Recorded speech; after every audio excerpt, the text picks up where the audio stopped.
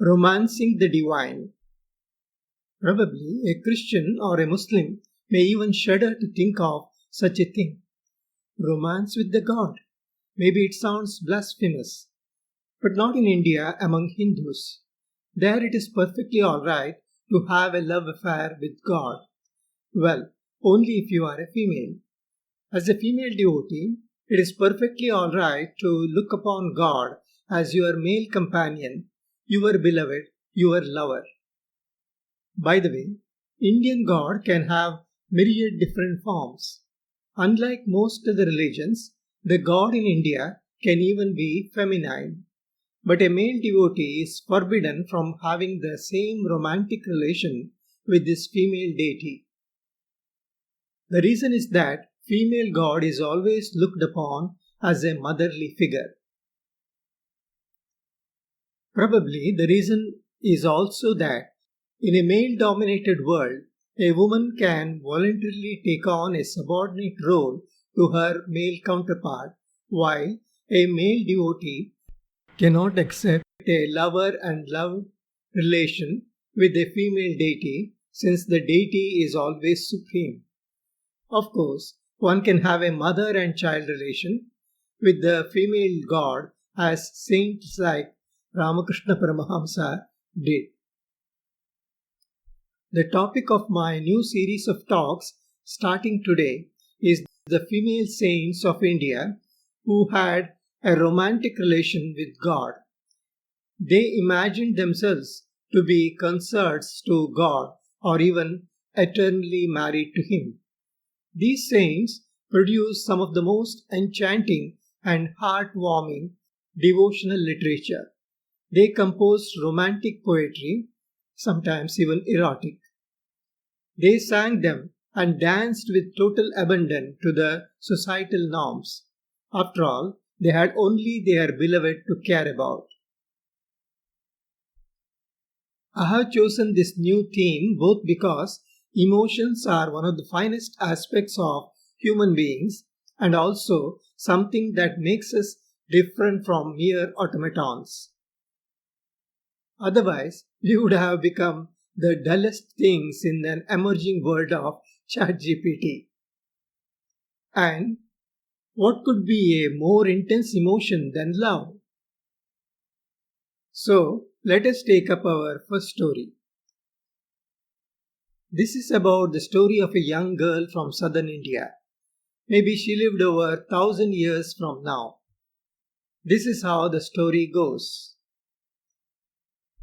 There was this saintly man by name Vishnu Chitta who was a great devotee of God in the form of Vishnu.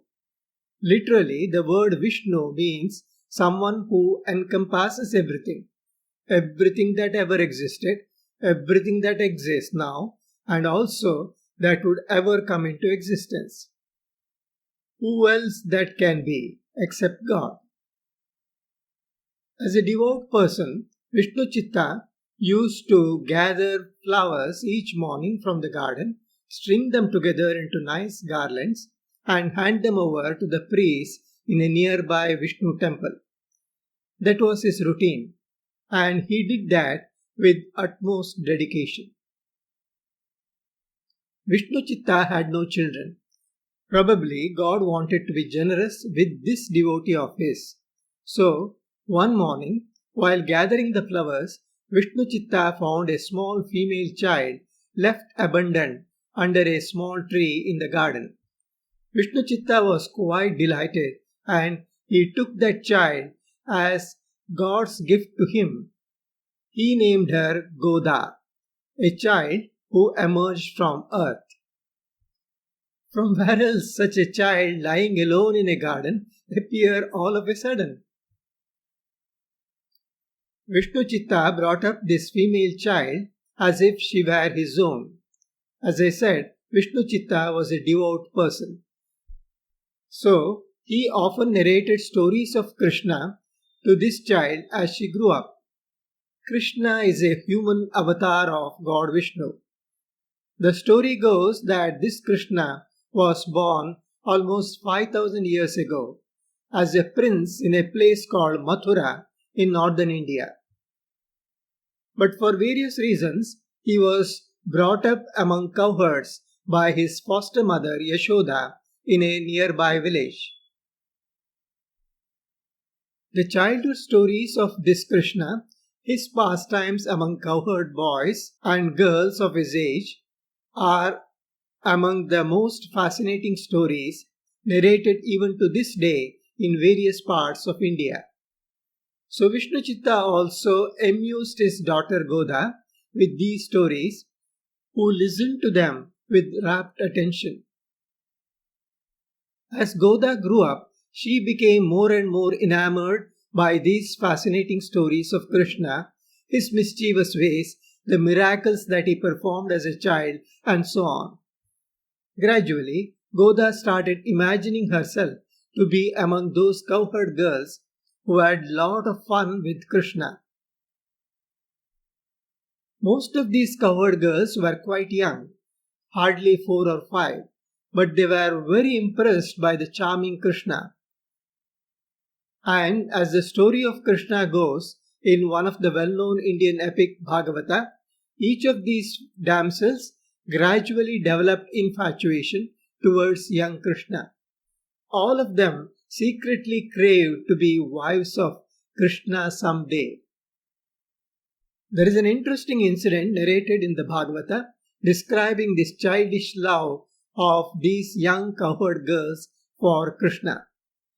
It so happened that one day these girls decided to go to the river early in the morning, take a bath in the biting cold waters, and worship goddess Katyayani on the river bank. Their only prayer to the goddess was to get Krishna as their husband. They were quite young and innocent. They never realized who Krishna really was. As per the story, Krishna reached that spot along with his male companions and climbed a nearby tree. While climbing the tree, Krishna also took all the garments of these girls which they had left behind on the banks before getting into the waters. The girls were quite embarrassed and begged Krishna to give them back their garments since they could not come out nude. But Krishna forced them to come out totally nude and prostrate before him. This incident is interpreted in many ways by different people. Some add an erotic and mischievous touch to this act of Krishna, while some others give highly philosophic and symbolic meaning. I myself have explained this incident in a philosophic way in my book, Wonderful Stories of Krishna. Giving any other kind of meaning did not make any sense to me, since Krishna as well as those girls were mere kids below the age of 5 or 6. In our current story of Goda, Goda too used to imagine herself in the place of those cowherd girls. She too was intensely in love with Krishna. So she would gather her female friends and invite them to take a holy bath in the river with the sole aim of having Krishna as their beloved. The cold weather of Margali month did not deter her from taking a dip in the chilly waters. She goes from house to house calling out the names of her friends who are yet to wake up. She reminds them of their plan to go to the river for an early morning ritual bath. She gently chides those lazy ones who are still rolling over their beds, struggling to open their eyes. She tempts them by describing Krishna, the one who is the most charming and the most powerful, and waiting for them near the river. She tells them that Krishna is none other than God himself. So, it only makes sense to surrender to his feet as part of their planned ritual. Goda sings, மார்கழி திங்கள் மதி நிறைந்து நல்லாளா மார்கழி திங்கள் மதி நிறைந்து நல்லாளா மார்கழி திங்கள் மதி நிறைந்து நல்லாளா நீராட போதுமினோ நேரிடையே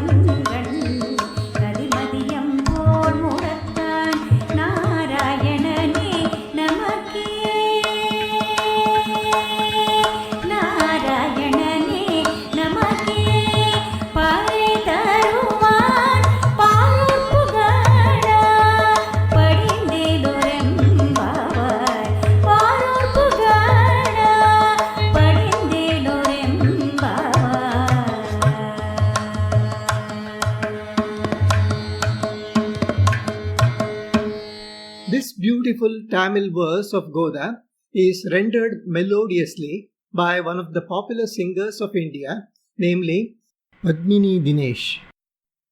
What you just heard is a clip from this soulful elaboration in South Indian classical style.